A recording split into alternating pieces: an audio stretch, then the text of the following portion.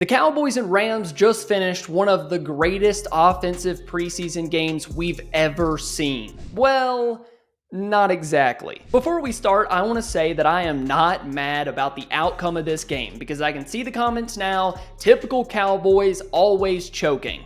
No way I'm getting mad at this loss. It's the preseason, guys.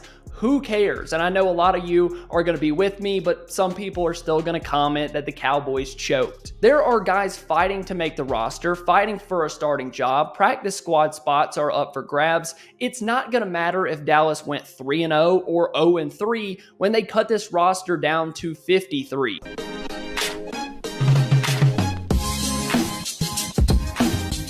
Let's start the video on the defensive side of the ball. I said that I wanted to see the Cowboys starting defense stop the run. That was kind of my #1 priority coming into the game. Off the bat, Marshawn Kneeland immediately flashed on my screen. He was collapsing running lanes, pushing offensive linemen around, and even getting a little bit of pressure off the edge. A lot of people are about the flash of the defensive end position, but I love to see the run-stopping ability from an edge. It's why DeMarcus Lawrence is so criminally underrated. Lawrence is a big reason that the Cowboys' run defense hasn't been worse. And honestly, that's how I feel about Kneeland. His hands, his power, his ability to disengage from blockers, all of that looked really good against the Rams. He's pretty much a ready-made run defender that you can develop as a pass rusher, and he has the tools and traits for that as well. There wasn't a ton of work from him today, but off the bat, I can tell you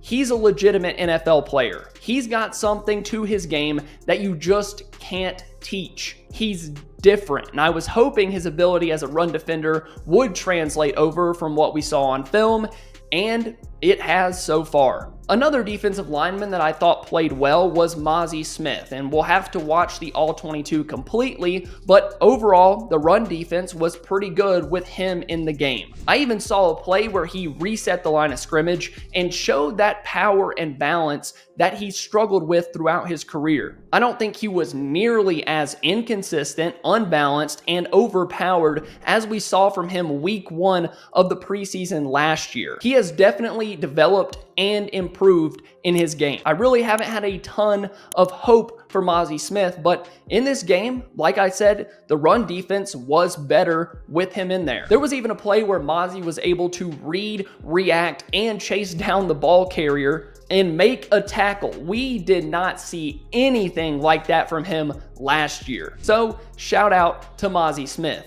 But behind Mazi and Marshawn Kneeland, linebacker DeMarvion Overshown is a guy that I said would play well. I almost guaranteed it. He's just so good. In this game, he looked fast. He had a few wow plays, and I say wow plays because he's just so much better than anything we saw from the Cowboys linebacker room last year. His athletic ability just flashes at you every single time he makes a play. Coming off the ACL, he's so beyond his years being able to read and react, move sideline to sideline, shed blocks, and make tackles. And I'm honestly embarrassed to say how high my expectations are for Overshown, considering he's never played a snap in the NFL. But I am so sure of a player that is going to be good, and he's going to be so much fun to watch during the 2024 season, and he might be a big reason that your defense is as good as it is. Let's talk about someone that we haven't really mentioned a whole lot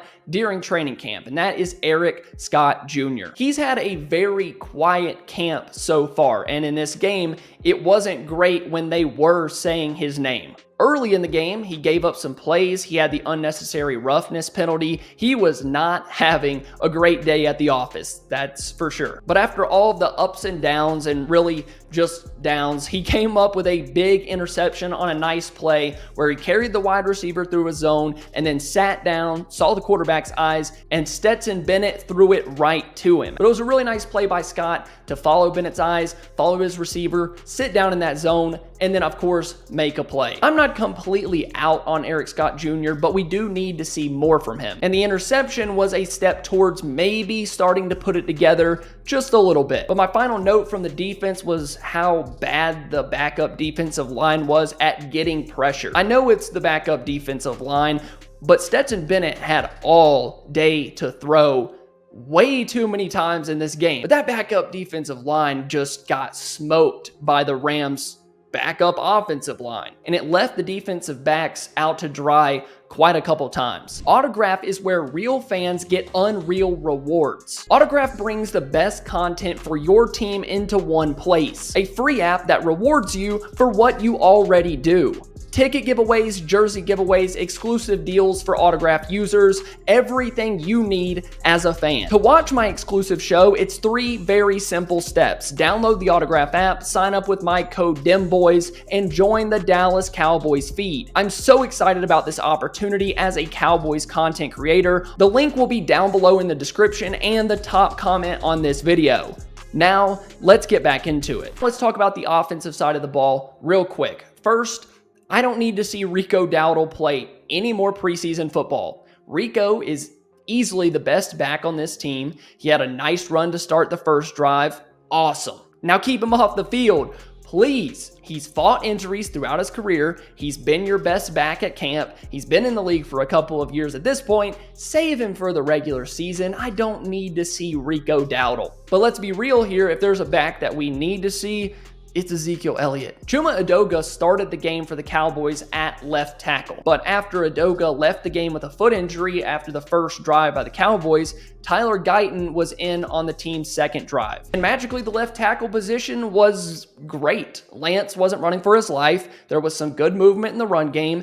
And then I watched Tyler Guyton almost kill a man on NFL Network with this block. Guyton was not playing around and even took Jalen Cropper with him on that block. Guyton played 1 or 2 drives to start the game after the Edoga injury, and then got another drive to start the second half. The left tackles that played between those 2 drives, it was not great. Lance was quite literally running for his life, and every time that Guyton got put back in, the worries just disappeared and we stopped seeing pressure from that left side. I'm curious what the injury update looks like for Edoga, and it might be released by the time this video is, so if it is, comment down below. But I'm really curious if it changes the Cowboys' plans with Guyton moving forward. If it's something long-term, we might not be seeing a ton of Tyler Guyton in the preseason anymore, because after Guyton, you are super thin at left tackle. Altogether, I thought he played extremely well in his first professional game.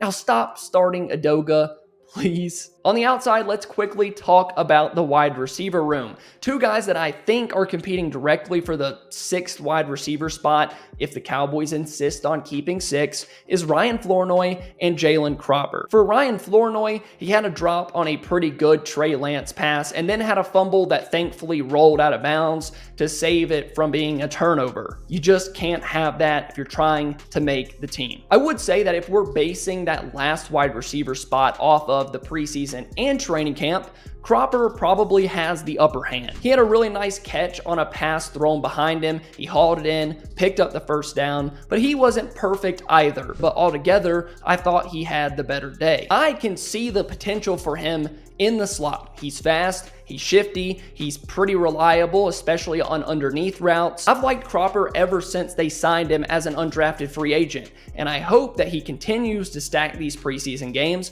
because that last wide receiver spot is quite the battle. Quickly, before we go, shout out to Jalen Brooks. He had an awesome catch in the first series of the game. The dude's on the team. He's probably going to be your 4th, 5th wide receiver. Also, shout out to the other Jalen wide receiver, Jalen Tolbert. They gave him a vet day. I think it just says a lot about how great he's been at training camp. And real quickly, we're not going to talk about Trey Lance until the All-22 comes out. He certainly wasn't great, but I want to break down that film later in the week. So if you want to see that, make sure you are subscribed to the channel. Thank you guys so much for watching. I love you all, and I'll see you next time.